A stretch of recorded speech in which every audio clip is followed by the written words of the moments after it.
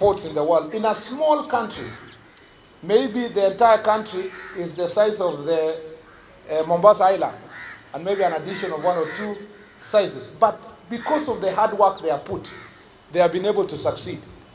I know yesterday when I was on media, some people were laughing and making fun when I said that as Kenya, we must not rest on our laurels. We must always move a step ahead. The other day, let me use the example of Rwanda. The other day, Rwanda was not, as a country, our competitor on aviation issues. But because of their leadership, now they're building a new airport and significantly improving their aviation capacity. So we should not sit here and say, oh, you know, we're doing better than Tanzania, we're doing better than Uganda, we're doing better than Rwanda or Burundi. We must always be moving a step ahead, thinking about what is happening in the world. And it is good as a region, we have that. It's good to have partnership, but also competition. Competition is very important. We are trying to improve Northern Corridor because also we are getting pressure from the Central Corridor.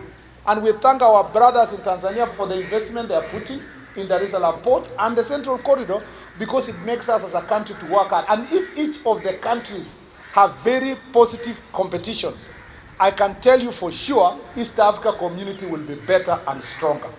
So for those who think that, I was telling the people of Kenya last night that we need to think about also, Chairman, we need to think about now the period of time it takes for us to initiate projects.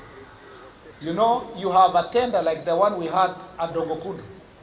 We should have awarded maybe 6 or 7 months ago.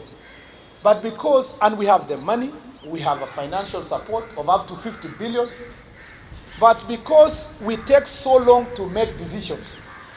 I know, yes, we call ourselves a democracy, but we should not use our constitutional structure to delay our growth as a country.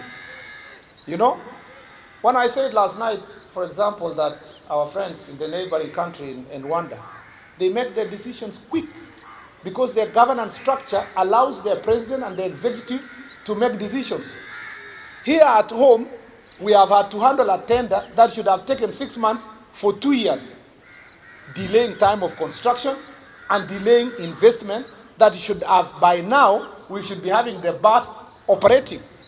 As a country, there are things we borrow from our neighbors, and we need to borrow something from Rwanda because their decision-making structure and their governance structure allows the executive to make the decisions they need to make in the shortest time possible, and they are able to implement their infrastructure project in the shortest time.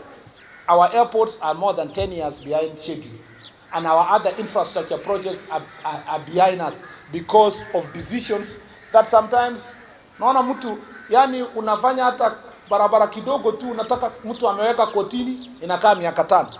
Mwingine amekimbia pale, anakimbia bunge, instead of bunge facilitating, wanaweka orders kusema usisonge namna hii. As a country, we need to look at our systems and be as competitive. If we don't, let me tell you, we'll be bragging here that, oh, we have this kind of governance structure, but eventually other countries in the region will overtake us while we are just sitting here kuongea Kiingereza mingi na Kiswahili kidogo. I want us to make sure that we become as serious in things that are going to benefit our country. And therefore, I want to thank the chair and I want to thank the MD. Because of the procedures they put in place when they came to office, they succeeded in unlocking the Dongokundu port construction. Now soon, tutapata ndugu zetu wengine wakijenga Dongokundu berth. Alafu sasa itasaidia pia kupanua biashara ya port yetu, na itafanya hii port ikuwe pia imesonga mbele kuliko port zingine katika region hii.